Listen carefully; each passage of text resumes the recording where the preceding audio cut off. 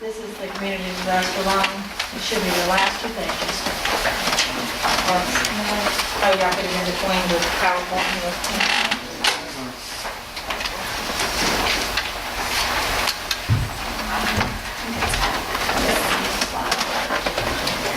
Right after the page it says questions. Right after the page, it says questions, okay? The read question page, okay? This shows the payments for the ad valorem calculation. I've added a few things here. Last month, for the month of May, you received $137,367. Last year, it was $137,600. So that's $250 difference, okay? That's not far off. We just received the July payment. It wasn't but $138,000, where last year at this time it was $191,000. I see that.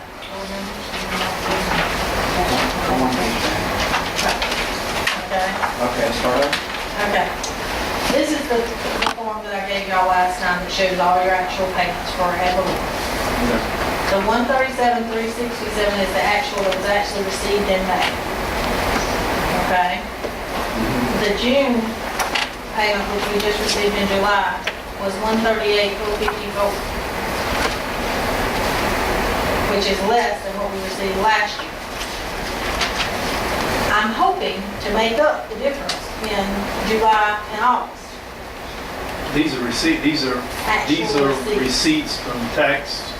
Okay, I got you. Okay, Whereas so 191 was last year? last year for that month. Okay. So This you can year it's see- 138. Right. We just received that information, so be aware, we're hoping that through the tax sale or through something, we'll make up some of that difference. But you can see this is falling, not going in the right direction.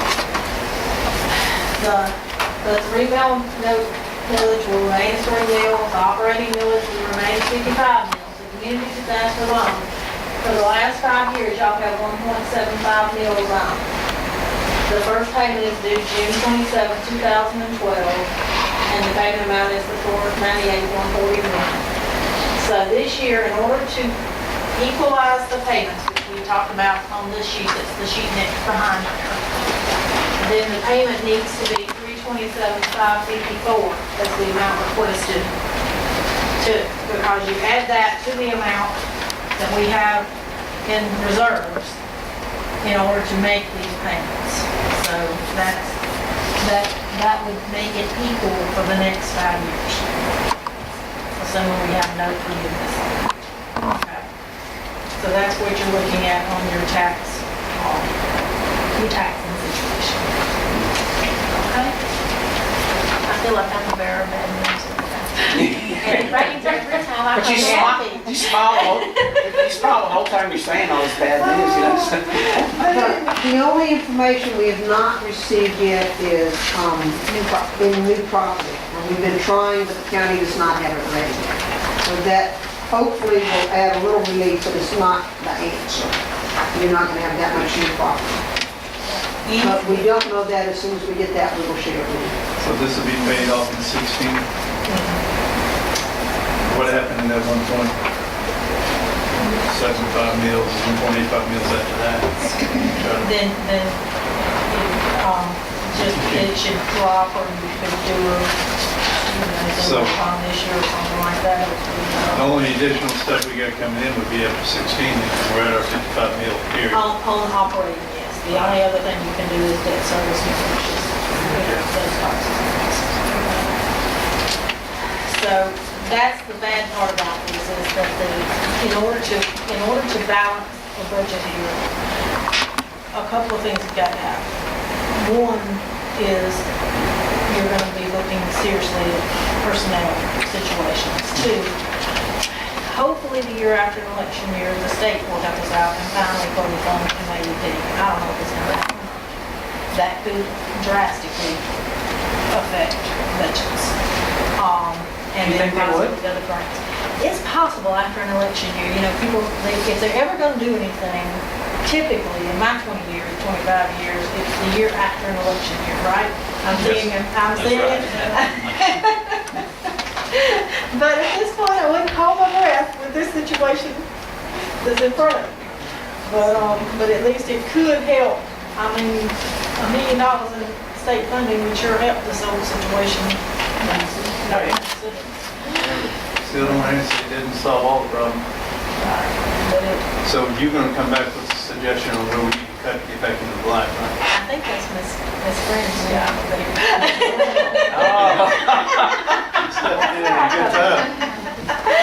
Good time. Is this a bad cop, good cop? You pull this off for next year and you're gonna walk on water. But it's gonna have to take a joint effort of everybody. Oh, yeah. To make this Bad happen. about it. We'll all be working on this all during this year, making our priorities and doing what we Well, can.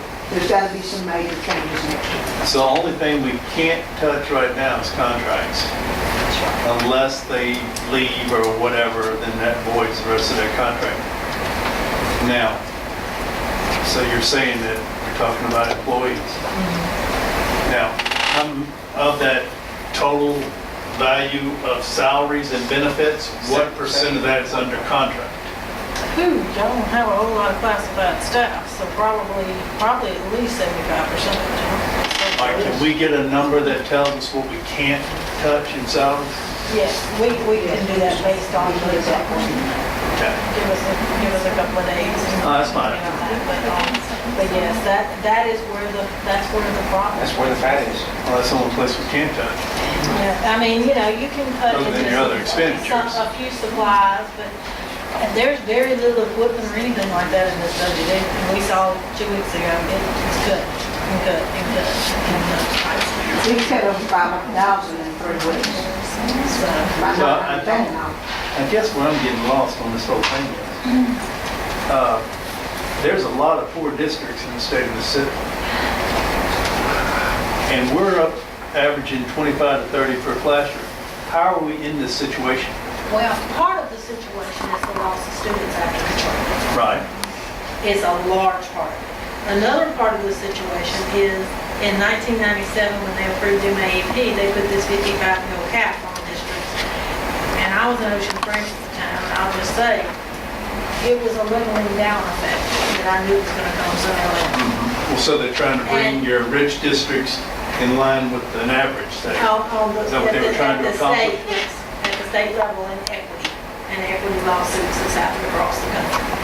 And so basically, that has played a huge role in what's happened here in Long Beach. It's the same thing that affects Ocean Springs and all of the districts across the state. Many districts now, it used to be just a few districts were at the 55 mil cap. Now, we have many more districts at the 55 mil cap. So when you can't go up, the only thing you can do is cut expenditures, especially when the state keeps raising these percentages that you have to pay on retirement and things of that nature. Yeah. We And who get, knows what the federal government. We Who's get thinking- calm.